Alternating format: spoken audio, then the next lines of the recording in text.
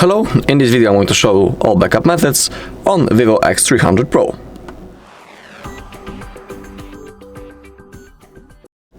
Alright, let's open up our settings. Once we are here, we need to scroll down until we find System Management and find Backup and Restore. We can create a backup using the VIVO Cloud and also by using Google one. Let's begin with the VIVO Cloud. Click on Backup and Restore, but if you want to use it, you need to have your VIVO account created and you need to be logged in. Now, down below we have the Cloud Sync settings. If you want, you can, for example, enable the Wi-Fi and the contacts. Simply click on Allow, and also the notes if you are interested in. They will be auto synced. And now, above we have the Cloud Backup. Make sure that it's enabled. If you are interested, you can enable the Auto Cloud Backup. Click on Allow. And now the backup will be automatically created every 7 days when the following conditions are met: power supply connected, Wi-Fi connected, and screen locked. Down below we have the backup data type. In here we have things that are supported for the backup. Okay, go back, and to create a backup, simply hit this button down below, Backup Now.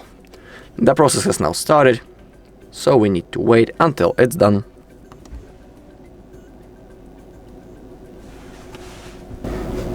Alright, the backup has been successfully created, so we can go back, and now I will show you the second method. Go into Backup and Restore, Google Server, and click on Backup Data.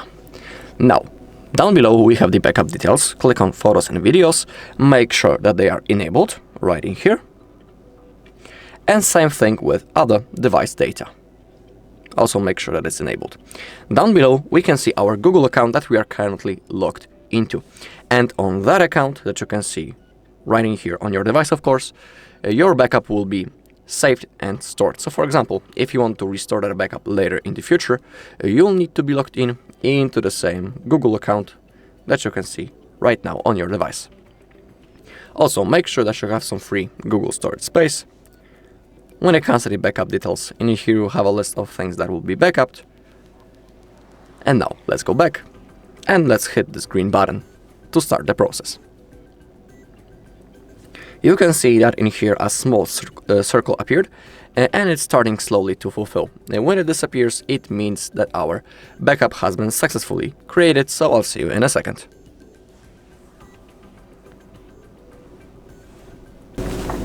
Alright, the process has finished.